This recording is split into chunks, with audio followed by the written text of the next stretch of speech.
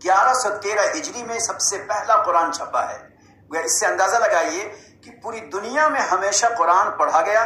اس قرآن کی حفاظت یا محبت کا اندازہ لگائیں کہ پوری دنیا میں 11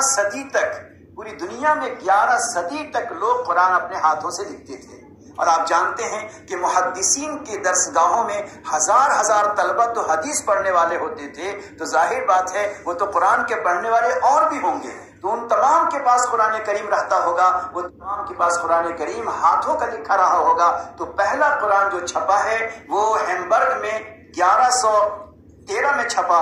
اس کے بعد ماسکو میں سب سے پہلے قرآن چھپا 1787 عیسوی میں۔ اس کے بعد 1828 میں تیسری مرتبہ قرآن ایران میں چھپا۔ اس کے بعد پھر پورے دنیا میں قرآن کریم کی تباعت کا سلسلہ چل پڑا ہے۔ یہ ہے اللہ کے کلام کے پہنچنے کا ہم تک ایک راستہ جو میں نے آپ کے سامنے عرض کیا ہے۔ قرآن کریم میں مضامین کتنے ہیں؟ شاہ ولی اللہ محدث دہلوی رحمۃ اللہ علیہ، ان کی الفاظ الکبیر کو آپ اٹھائیں تو قرآن کریم کے مضامین کے بارے میں آپ کو بتائیں گے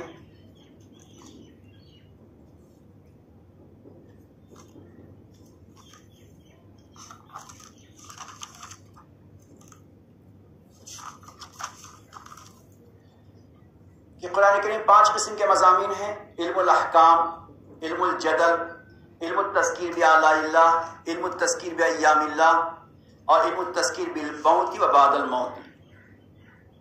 یہاں پہ خاص بات طلبہ سمجھی کہ سورہ فاتحہ کس پارے کا حصہ ہے۔ ہم دیکھتے ہیں کہ جلالین میں سب سے اخیر میں سورہ فاتحہ ملحق ہے، تو سورہ فاتحہ کس پارے کا حصہ ہے؟ پھر پہلے پارے میں اگر آپ دیکھیں گے تو پہلے پارے کا جو اشارہ ہے وہ الف لام پہ لکھا ہوگا۔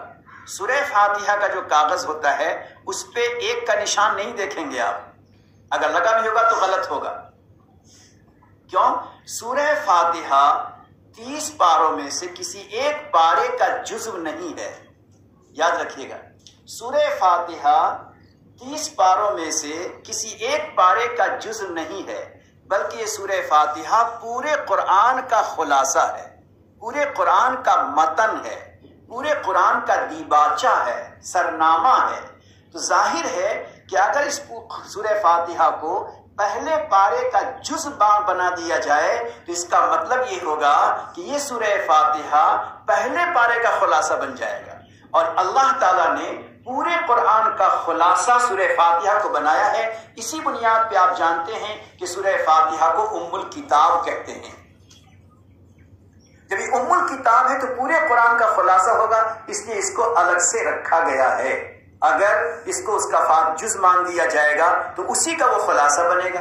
اب یہ خلاصہ کس طرح سے ہے؟ دیکھیے، پورے قرآن کو بنیادی طور پر تمام آیات، چاہے آیات احکام ہوں، چاہے آیات موعظت ہوں، جتنے بھی آیات ہیں 6666 ایک گنتی کے مطابق، ان آیات میں 3 طرح کا بنیادی مضمون ہے۔ ایک ہے توحید، ایک ہے رسالت، اور ایک ہے یوم آخرت، یوم معاد۔ 3 مضمون سے بنیادی طور پر ہیں۔ سورہ فاتحہ میں اللہ تعالیٰ نے بنیادی طور پر توحید کو ہی بیان کیا ہے، اللہ تعالیٰ نے اس میں رسالت کو بیان کیا ہے، اور اللہ نے اس میں یوم معاد، یوم آخرت کو بیان کیا ہے۔ اسی 3 مضمون کی تشریح اور اسی 3 مضمون کے تقاضے پورے قرآن کریم میں ہیں۔ اس اعتبار سے سورہ فاتحہ کو پورے قرآن کا خلاصہ کہتے ہیں۔ وقت نہیں ہے کہ ہم اس کو سمجھائیں کہ سورہ فاتحہ میں یہ 3 چیزیں کیسی آ گئی ہیں۔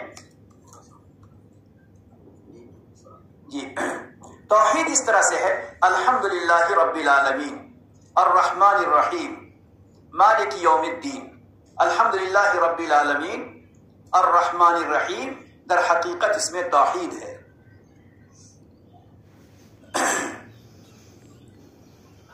مالک یوم الدین، اس میں یوم جزا یعنی یوم معاد آ گیا۔ اس کے بعد جو ہے ایاک نعبد و ایاک نستعین، اس میں در حقیقت توحید و رسالت کے تقاضے ہیں۔ اس کے بعد جو ہے انعمت علیہم، انعمت علیہم سے مراد کون ہے؟ حضرات انبیاء ہیں، حضرات انبیاء ہیں۔ اور جب مومن کہتا ہے انعمت علیہم، رسول مراد لیتا ہے، شہداء مراد لیتے ہیں، تو ظاہر بات ہے رسولوں میں سب سے بڑے رسول ہمارے، اس لیے انعمت علیہم میں رسالت بھی آ گئی۔ پھر اس کے بعد آگے چل کر غیر المغضوب علیہ ولا الضالین میں منفی انداز میں ہے کہ جو گمراہ ہو گئے، وہ گمراہ لوگ ہمیں نہیں چاہیے، ہم ان کو مقتدا بنانا نہیں چاہتے، بلکہ رسولوں کو، شہداء کو، صالحین کو بنانا چاہتے ہیں۔ اس اعتبار سے آپ سمجھ سکتے ہیں کہ اس میں توحید بھی ہے، رسالت بھی ہے اور یوم معاد بھی ہے، لہذا تین مضمون پورے قرآن میں ہے اور اسی کا خلاصہ یہاں آ گیا، تو یہ اس اعتبار سے سورہ فاتحہ پورے کتاب کا خلاصہ اور نچوڑ ہے۔ ہمارے اکابر